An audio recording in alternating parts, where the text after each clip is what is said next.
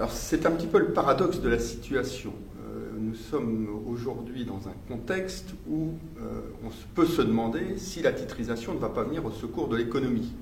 Alors étonnant quand on sait que la crise financière que nous traversons est en partie, pas totalement, mais en partie due à la titrisation, produits complexes issus des subprimes américains.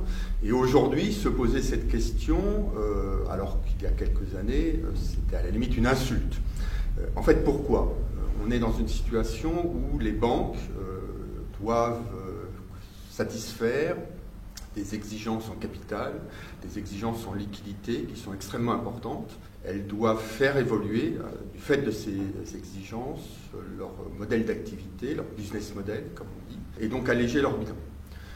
Et donc aujourd'hui, tout le monde est à la recherche de nouveaux modes de financement. Alors, il y a le financement participatif, il y a l'ouverture des assureurs pour qu'ils fassent plus de prêts à l'économie, et la question de la titrisation se pose parce que la titrisation est un moyen d'alléger le bilan des banques.